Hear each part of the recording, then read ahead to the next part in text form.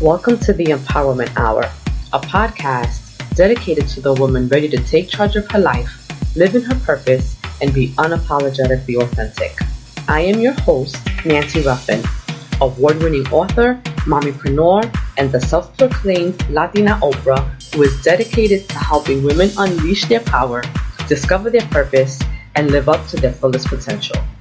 My goal is to empower you, inspire you, and help you unlock your passions and discover your purpose so that you live the most fulfilled and impassioned life. If you're ready to make a change and start living on purpose, then you're in the right place. Let's get started. Hey guys, welcome back to another week of the Empowerment Hour podcast. It's your girl, Nancy Ruffin. And as we do every week, I'm here to bring you some tips, help you get your life in order so that you can live more purposely and intentionally and really crush all of those goals that you've set for yourself. So as we all know, we're already into the middle of June, right? So that means that you should be halfway through completing all of those things that you've put on your vision board, right? And if you haven't, if you're finding that you've gotten stuck or that you've veered off course a little bit, then this is the perfect opportunity for you to get back on track and refocus so that come December, you would have accomplished everything you set out to accomplish this year. So for that reason, I decided to dedicate this week's show to creating to-do lists. We're going to be talking about that. We're also going to be talking about niche marketing and why it's important to know your demographic and your customer. So let's get right into this week's topic. I am a huge fan of to-do lists, right? And I know that many of us do to-do lists and we use them, but then I also know that many of us don't. Many of us kind of just go by winging it, thinking that we can keep these lists in our head and somehow tackle them all. And I think that that's probably true for a small percentage of entrepreneurs, but to really become successful and to really stay on course with the things that you want to do and to accomplish your goals, you really have to have a to-do list, guys. You have to have a plan and you have to have a guide as to the necessary steps you're going to take, or that need to be taken to knock down each of these milestones or the steps that are going to get you to that ultimate goal. So let's talk about to-do lists, right? Let's talk about those who do use the to-do list. Wow, talk about tongue twister there. For those of us who do use the list, sometimes we may find that we're not as productive as we'd like to be. And sometimes that's because we tend to put too much shit on our to-do list, right? We really subscribe to this idea that we're Wonder Women and we can do it all. And for the most part, yes, we do. But just because we're doing it all doesn't necessarily mean we're doing the right things, right? So everything that needs to get done may not be what's going to have the most impact on growing your business. So let's talk about that for a second, right? So you're an entrepreneur. How can you be more productive and ensure that you are focusing on the right area, right? So when we think about our business, it's important to understand the business that we're in and what area of our business are we trying to grow at the present moment. For the most part, every entrepreneur is a self-starter. I mean, it tends to come with the territory, right? When you're getting into business, It's likely that you're in this business for the very first time, so you're not going to understand some of the idiosyncrasies that come with the business, right? So many entrepreneurs really are breaking new ground, and a lot of what they're learning is through trial and error. And when you're kind of learning and when you're in that infant phase of your business, it can be really scary to determine where to focus your energy on any given day. Not only is it scary, it can also be daunting, right? It can get really tiresome when you don't understand all of the ins and outs of the business and all of the smaller steps that you have to take as an entrepreneur to grow your business. And sometimes what many entrepreneurs do is that they mistake, or they confuse rather, quality with quantity. And what I mean by that is that they believe if they put a ton of stuff on their to-do list and accomplish it by the end of the day, then they have been productive. And that is the wrong approach to take when doing your to-do list, because you can be working on a lot of shit on any given day, but everything that you're working on might not have any direct impact on moving your business to the next level. It might not have anything to do with increasing your sales or your revenue or building your brand. So I think that the secret to a successful to-do list requires 3 things, right? And I want you guys to jot this down because I think it's really important as entrepreneurs, as women who are out there selling, services or products or whatever it is that you're in business for. You have to know these things. And so the first thing is you want to strategize, right?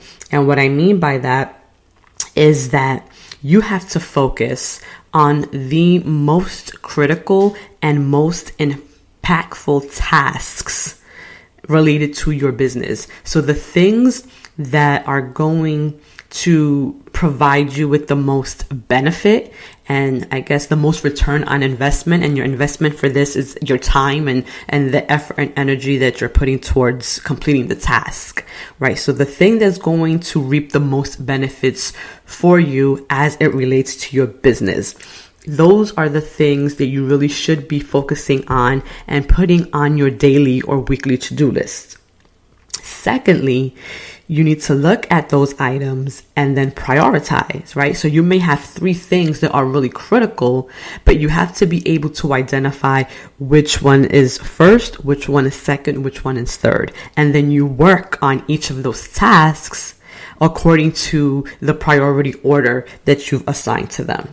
And then lastly, you want to execute. So once you've decided on the critical tasks, once you've prioritized them, now you have to actually go and do the work, right? You can't just create these lists and think that they're magically going to complete themselves, and I think that in any business, it's really important to remember that you're only as successful as the amount of work you put in. So I'm going to share with you a few straightforward and easy to follow steps in creating a powerful and productive daily to-do list. So for starters, keep it simple, people. Okay, do not create to-do lists that are complicated or that are just unrealistic. Your to-do list should have no more than 3 things on it for any given day. So some of the most highly successful people that I know only allow 1 item on their to-do list each day, right? And this is where they focus their energy, their concentration, and all of the work, right? They focus on that one thing because when you have one thing to focus on, you're not distracted by the other things that are on your list, right? But if you're someone who's starting out, you might not have the luxury to just focus on one task per day. However, you don't want to overwhelm yourself. You don't want to just put things on your list for the sake of putting them on there. So really try to limit yourself to 3 things on any given day. Secondly, I want you to write your to-do list the night before. And this is something that I recently started doing because I would usually write my to-do list in the morning. And when I did that, I found that I wasn't as productive, and I wasn't really thinking critically about the most important tasks that I needed to complete. When I started writing it the night before, it really gave me some time to reflect and really think about those important things and those critical tasks that were going to really push my brand forward. And when you do this, when you write your list the night before, it helps you to start your day with clarity. You know exactly which item you need to complete by, say, 10 a.m. the next morning, right? So you want to have the clarity, and you want to wake up the next morning ready to work, not really thinking about what has to be done. You already know what has to be done, and all you have to do is execute. Thirdly, I want you to tackle the first item on your list first thing in the morning when you are bright-eyed and bushy-tailed. And this is where the prioritizing comes into play, right? So you have to prioritize in order to know which task is the one that you should be working on first. So when you get that biggest, most important task completed, then it makes everything else that comes after that a lot less scary, a lot less challenging, because now you already know you've accomplished the most important thing, the most critical thing, and the thing that's going to give you the most bang for your buck, right? So it's important to do this, because what it does, it allows you to be proactive rather than reactive.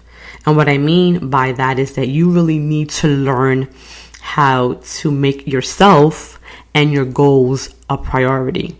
And this starts by completing your most high level strategic action first. And I mean, you do this before checking your email or responding to phone calls or getting on Instagram or on Facebook or Snapchat or any of those things, because all of those things are distractions. And once you're distracted, it makes it really difficult to regroup and refocus, right?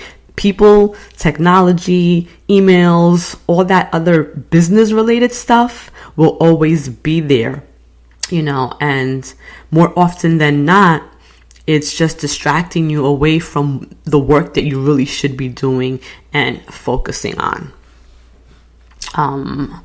The fourth thing I want to mention is, if you have a hard time limiting your to-do list to a maximum of 3 items, or if your mind keeps wandering off thinking about all the other things you need to do, then I recommend doing a mind dump. And what that means is take 5 minutes, no more than that, and write down every single thing you can think of that you need to do in the next week.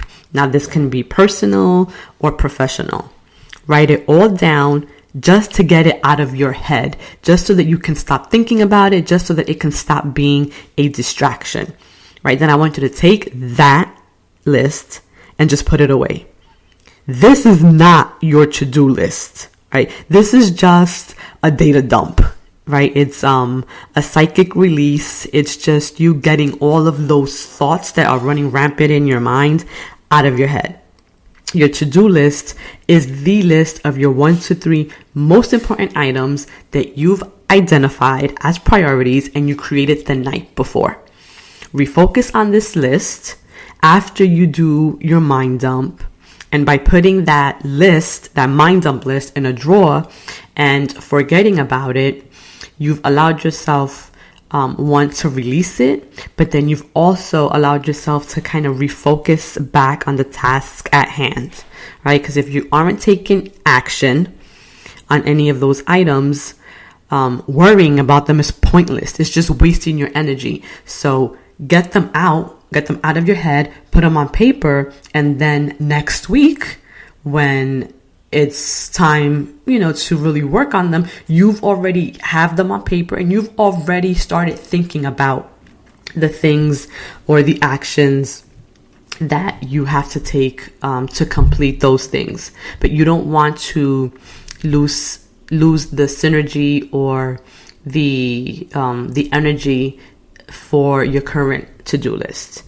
Lastly, sometimes small is big, right? So even though an item on your to-do list may seem small, when you complete it, it actually is going to have a significant impact on your business. So I want you to be really strategic about your energy.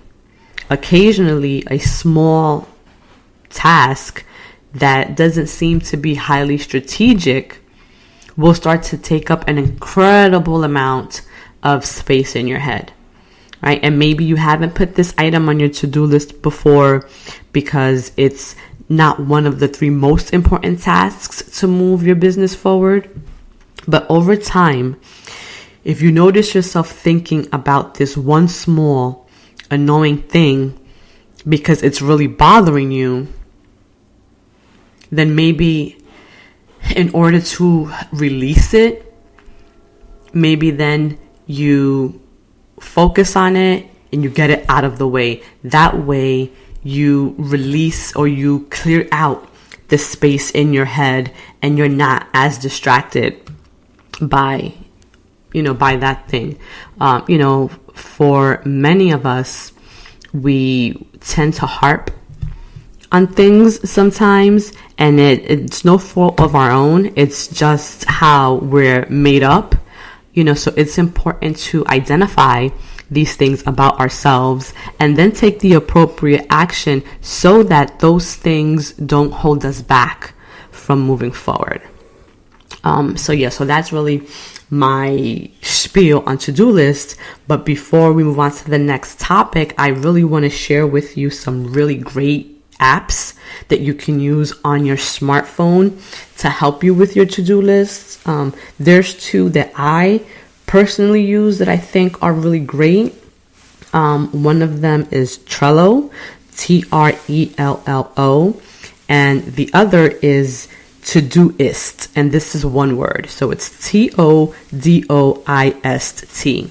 I'm an iPhone user, so they work really well for me. I think they also work well for Android devices.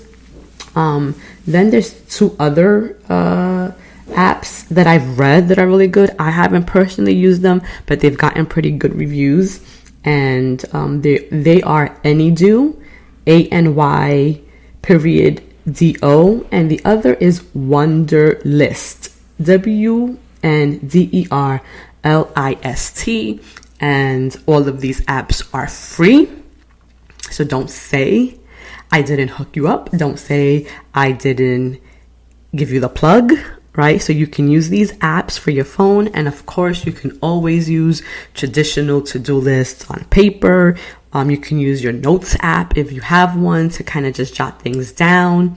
But the key is to really start putting your foot to the metal and pushing, driving that car forward, right? Because by the end of the year, you don't want to look back on your vision board or on the goals that you've set for yourself this year and find that you haven't accomplished anything, right? Time waits for no one. Time goes so quickly. It's the one resource that we can never get back. So my people, please make the most of your time. There's no better time than the present, to get focused and to really make your brand and your business everything that you've envisioned it to be. All right. So now I want to get into talking about niche marketing and the importance of knowing your demographic, right? I think that this is something a lot of entrepreneurs don't tend to focus on, especially small business owners, because I think that we kind of lose focus on our service or on our product, and we don't think too much about who our customer is or who our consumers are.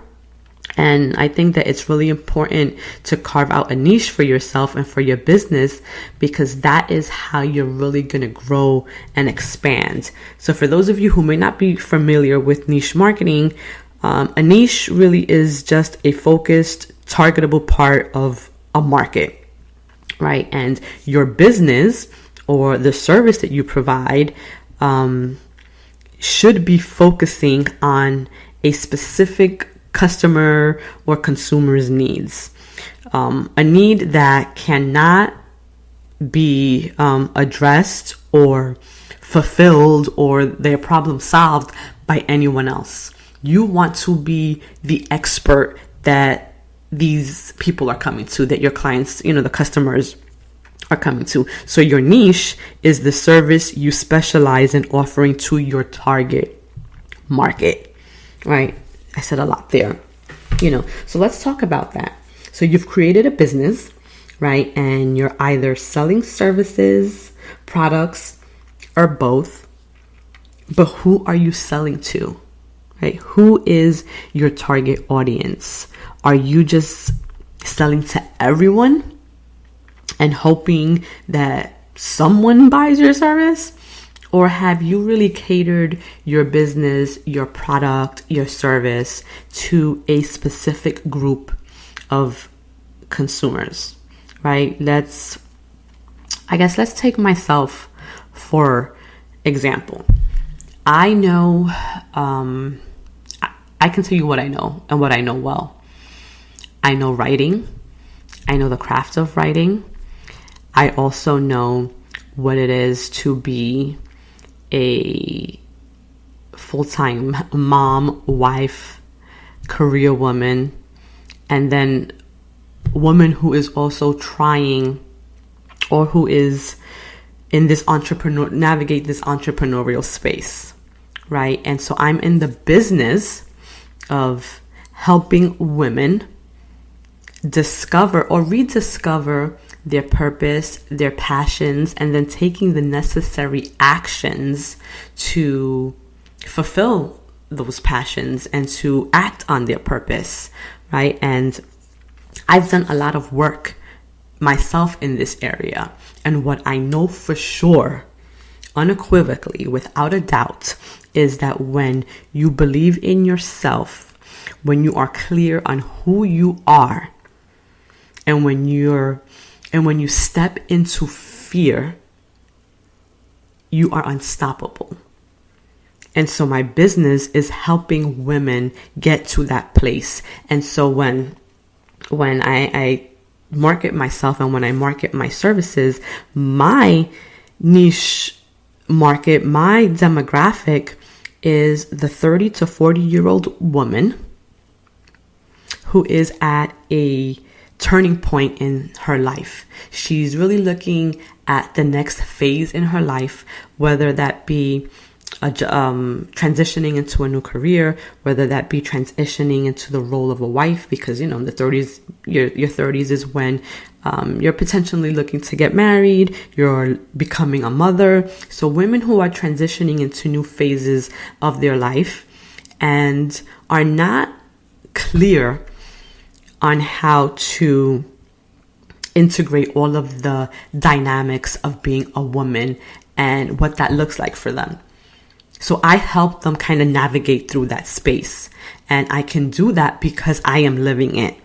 And I am living it and I'm doing it well. I am able to juggle all of these different components in my life, and I am fulfilled and I am happy and I am living purposely and in my passion, right? Because for me, I love to help women. And my specific market is the 30 to 40-year-old woman who is transitioning into the next phase of her life.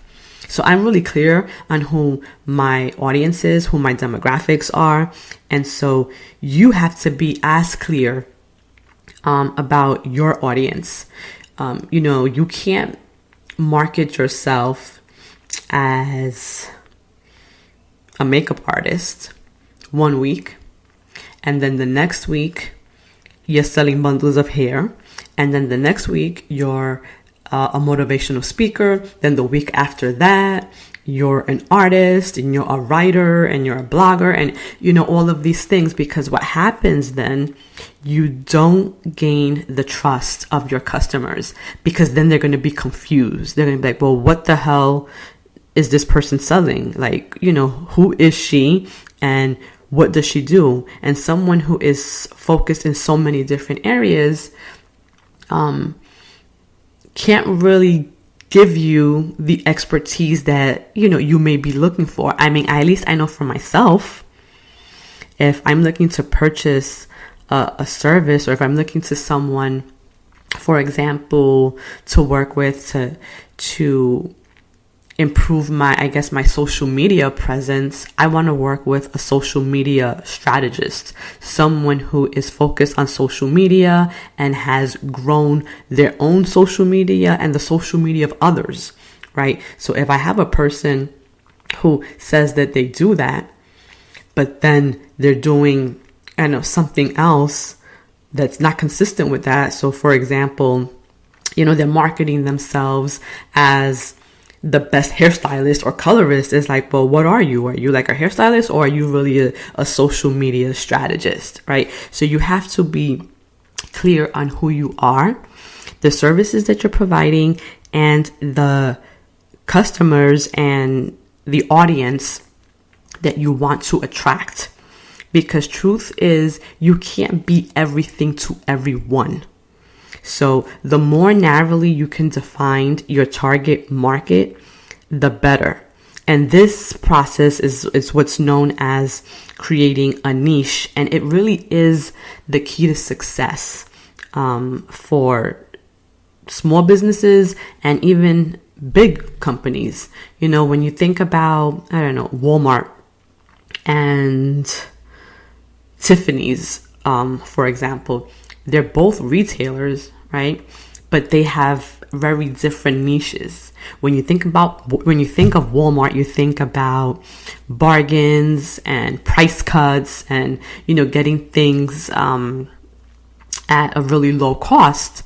And when you think about Tiffany, you really tend to think about upscale jewelry. They're really focused on jewelry, on like fine china, and just a really specific market. Walmart has everything from food to clothes to guns, right? So they cater to a broad spectrum of customers, and so I really want you, after this podcast, to go back and think about your own business and who you're catering to. And a couple of episodes back, I talked about the importance of having a mission statement for your brand and for your business. So then I want you to go back and tie your mission statement with your market and your demographics, or kind of see how they correlate or how they align or how they don't. And then maybe you have to kind of rethink that. Because what I see is that many entrepreneurs are making the mistake of falling into the all over the map trap, claiming they can do many things and be good at all of them. But what happens is that these people quickly learn that you can't be everything to everyone, right? Smaller is bigger in business, and smaller is not all over the map. You have to be highly focused. You have to bring a level of expertise that's going to garner you customer loyalty and brand loyalty, and it's going to make you the go-to person for that problem that the customer needs solved. You want to be the person that they call, when they need that service or that product, So when you're thinking about your market, think about who you want to do business with. Be as specific as you can.